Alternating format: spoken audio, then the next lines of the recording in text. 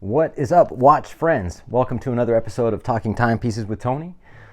I'm Tony, and I'm wearing my Rolex GMT Master 2 126710 BLNR on the Jubilee bracelet.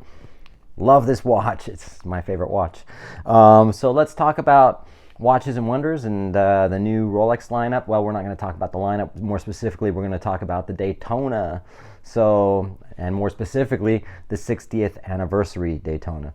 So, let's roll the intro and we'll talk about it. You're watching Timepieces with Tony. Talking Timepieces with Tony. All right, so first and foremost, before we get started, or as we're getting started, they've discontinued the John Mayer, that's the green dial, gold green dial, as well as the white gold with the blue dial.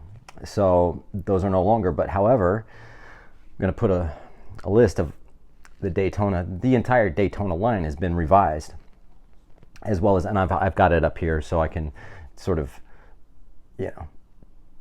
be a little bit more specific in what I'm going to be talking about. But essentially, we're looking at the 60th anniversary, and I have to say that Rolex on the new date on the they call it the 60th. That's what I'm calling that one, because the 50th anniversary was a platinum one as well.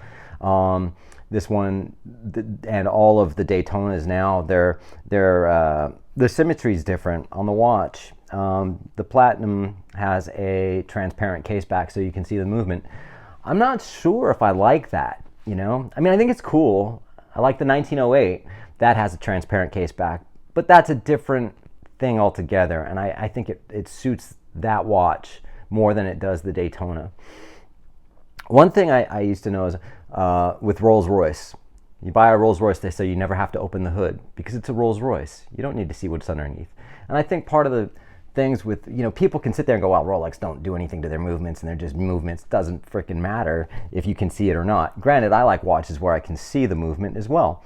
But in the Rolex, I've just come throughout the years to know that, it's just a pretty standard case back, isn't it, So, but having said that, they did it, and it's kind of cool. What's everyone drinking? Are you drinking yet? I'm drinking a Coors Light, so cheers. So we start with the basically it's 40 millimeter platinum ice blue dial. I do like the ice blue dial, but then I'm going to go, well, would I want it in the ice blue dial? I prefer the day date with the baton or stick indices on the again, the day date platinum. I think that's just sick, It's okay, so 40 millimeter case, oyster bracelet, has the chestnut brown Sericombe bezel, ceramic bezel. You've got the subdials, as opposed to the previous iterations of all the Daytonas, are thinner. So they've slimmed those down a bit, and I'm not sure if I like that either. Almost gives it like there's too much room on the dial. They've also made the indices smaller,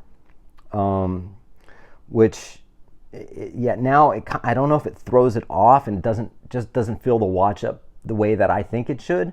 However, I'm not complaining if I was to get one. I mean, I'm just saying, what do you guys think? I think the rose gold version, don't like that either. But the dial does look cleaner again, and it's sort of I want to say almost a better symmetry, but I'm not sure if it is. You know what I mean? The markers are platinum, and the case and bracelet, or not the whole case and bracelet, are 915 or 950 platinum. And the movement's a 4131 movement with 72 hours of power reserve, and a slightly domed sapphire crystal. I kind of like, I'll always, for me, because the Daytona was never really my top watch. Like, I gotta have a Daytona, I gotta have that's the grail, that's the one you strive for when you get to the top of the Rolex mountain. I've always preferred the GMT or the sub, I guess.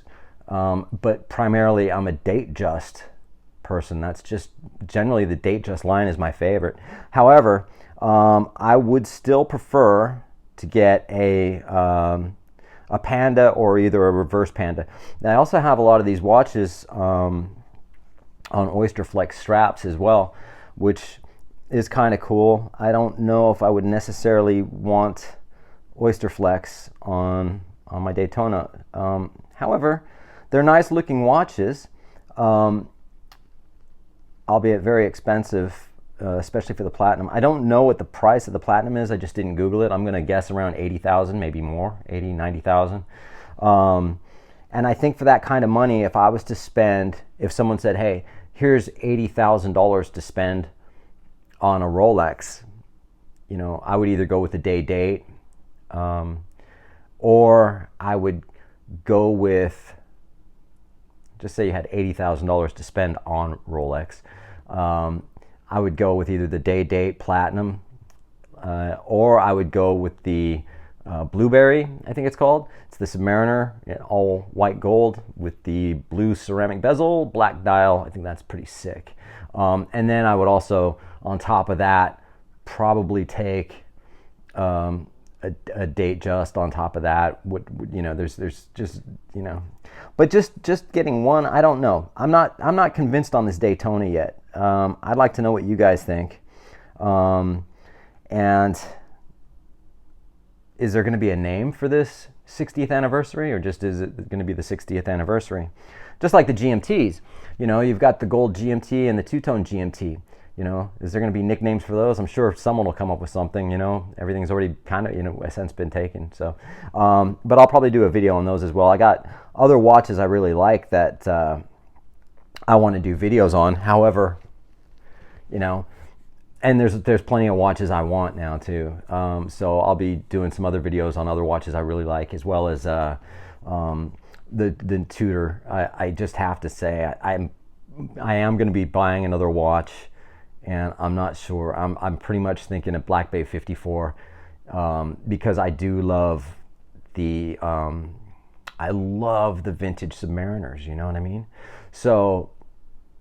And that's why I bought the Black Bay 58. It reminded me of the 5513 Submariner, but again in a newer iteration watch that you could wear. It's like a new old Rolex, right? So that's where I'm at with that. So I'm just going to keep it actually a little bit shorter than I usually do, and we'll see you on the next one. I appreciate everyone who likes, subscribes, whatever. Do what you got to do. But have a great rest of your weekend. It's Saturday night, and I'll be watching a lot more Watches and Wonders. I've really been watching Revolution Watch with Waco and what's Eleanor, I think that chick that, they just do a really good job, thorough job, and they're very knowledgeable about what they're, what they're either, if they're interviewing someone or what they're talking about.